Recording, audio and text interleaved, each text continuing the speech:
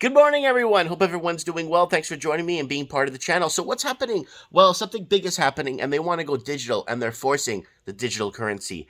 And today, we're going to be talking a little bit about the what's happening in Australia with them removing ATM machines, forcing people to go further away to withdraw or make deposits. Or it's been happening, and we have it on the channel.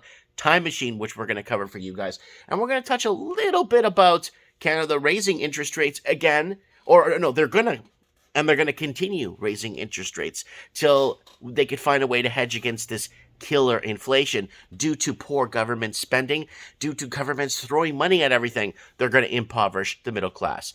Let's have a look, like my friend Heiza says. Let's have a look. Okay, here it is, folks.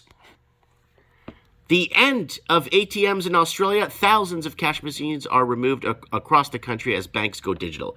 So they're doing this to prevent a runoff on the monetary system, and they're seeing what's happening in Canada. We did a hit video on our backup channel, which is this one you're on right now, where it had I think it just passed 5,000 views, but luckily bigger channels picked that up, where people lose confidence in their governments and start having a runoff on the monetary system. So we discussed that in depth on other videos before anyone else put them up. Woo!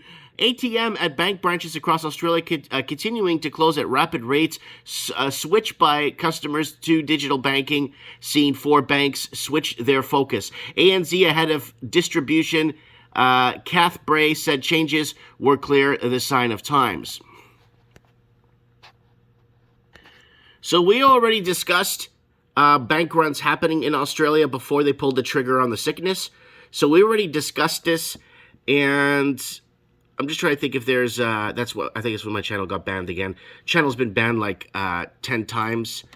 I think if we type in money laundering across the channel, we get too much stuff, but if there's money laundering in Australia, yeah, there's lots of money laundering videos. There's hundreds of them. Australia money laundering fiasco. So it goes on and on. I wanted to find one about Westpac that was caught money laundering, and a couple of other. There it is. Westpac faces fines over money laundering breaches. So these banks aren't saints themselves, but they're removing people from getting access to their cash. And that's a major issue. So Australia's banks continue to focus on digital transaction for customers. ATMs and bank branches are disappearing across the country according to new data. Not really, because if you go back to our channel Time Machine, I made a video. Australia sack 10,000 staff and 300 branches, and they're already shutting down bank machines already, and that was, again, 2 years ago before they pulled the trigger on the sickness, right? So let's go over to what's happening. So we know what's happening with that. So what is happening? Oh, Canada. So what's happening in Canada? So here it is. Bank of Canada raises key interest rates, but inflation could prove difficult to tame. So they're already letting us know that they're having a tough time taming inflation. We know this. This is not a secret, right?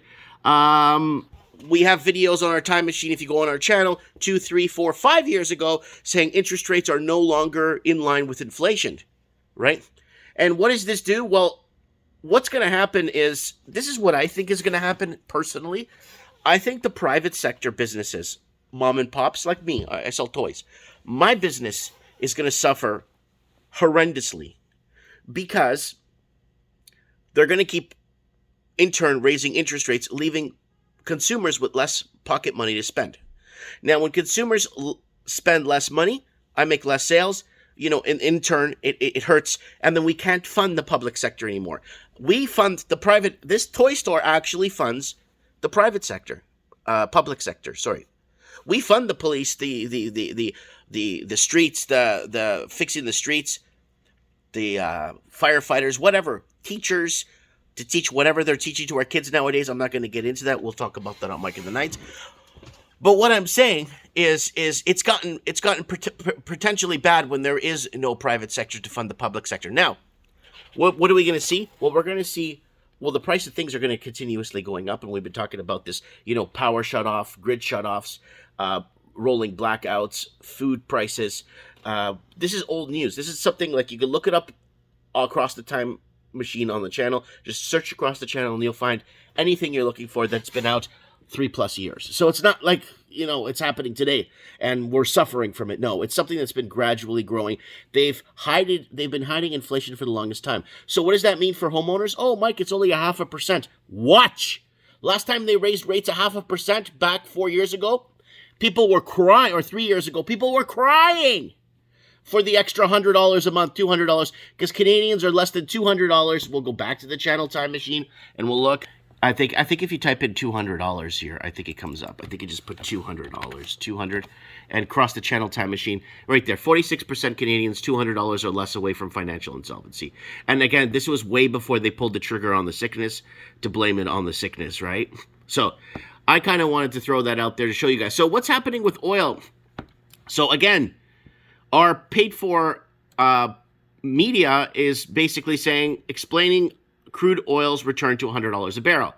So right now, oil is still climbing and it's still rallying and doing well. Luckily, I've had oil stock since January. I picked up in January quite a bit of Suncor, Athena, ATH, I think it's a ticker, and Crescent Point. I already had a bit of Suncor. I added a bit to my Suncor that I bought during the major dip, when we had the major dip with airlines were all halted and everything.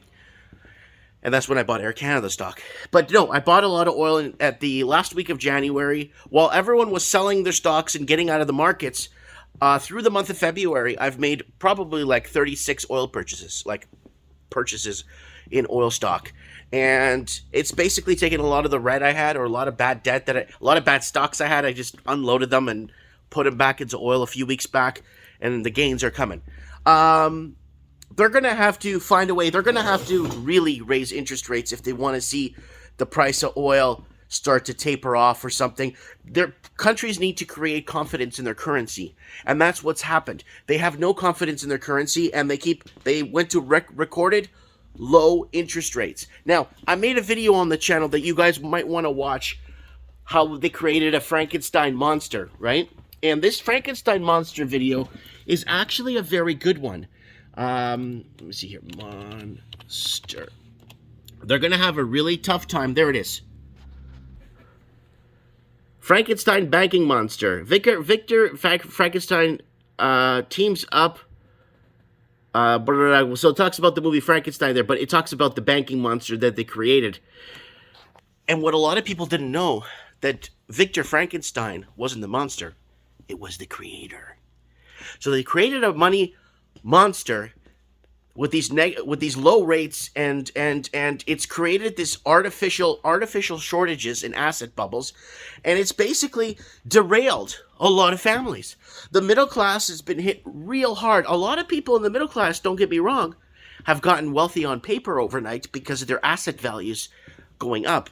Now governments are looking in Canada to start taxing people on the equity in their homes. They're looking at ways to get more money from people. And that's what they will never stop doing that until they basically bankrupt every Canadian, or put every Canadian on the street, because that's what their idea is, right?